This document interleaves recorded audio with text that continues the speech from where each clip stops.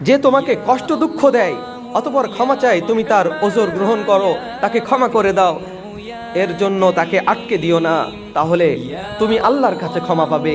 যে তোমাকে কষ্ট দিয়ে ক্ষমা চায়, তুমি তার ক্ষমা করে দাও, হ্যাঁ, তাহলে আশা করা যায় আল্লাহ তোমাকে ক্ষমা করে দেবেন। পৃথিবী আল্লাহর সৃষ্টি জীবকে কষ্ট প্রদানকারীর সাথে বন্ধুত্ব রেখো না, এমন স্বভাব কোনো দিনদার ব্যক্তির নয়। যে দিনদার তার সাথে সম্পর্ক রেখো না। যে কোনো মাখলুককে কষ্ট দেয় সে কখনো দিনদার হতে পারে না। যে ব্যক্তি জুলুম করে, কারো অন্তরে আঘাত করলো, ওই আঘাত সে স্বীয় অস্তিত্বের উপর করলো।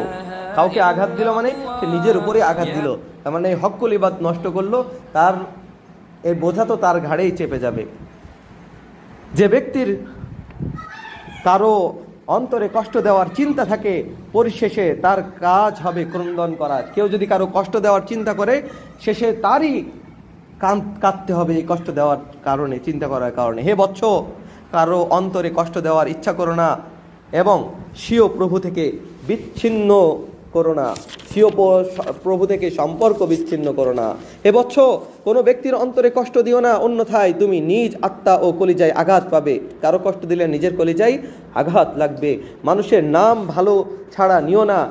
যদি তুমি মানুষের মধ্যে গ্রহণযোগ্য ব্যক্তি হতে চাও, সবার নাম ভালো করে বলো, ভালো করে ডাকো। যদি তুমি ভালো কাজ করার শক্তি না রাখো, তবে খারাপ কাজ করো না। স্বীয় অস্তিত্বের উপর সীমাহীন অত্যাচার করো না।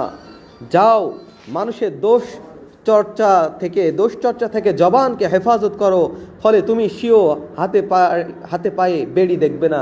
যদি মানুষের গীবত করো, তাহলে হাতে পায়ে বেড়ি দেখবে, মানে তোমার জন্য শাস্তি অপেক্ষা করছে। যে ব্যক্তির জবান পরনিন্দা গীবত হতে মুক্ত নয়, এরকম মানুষ পরকালের আযাব থেকে মুক্ত নয়, আযাব হতে মুক্ত নয়। মানে গীবত করলে তার শাস্তি, মানুষের পরনিন্দা করলে তার শাস্তি অবধারিত।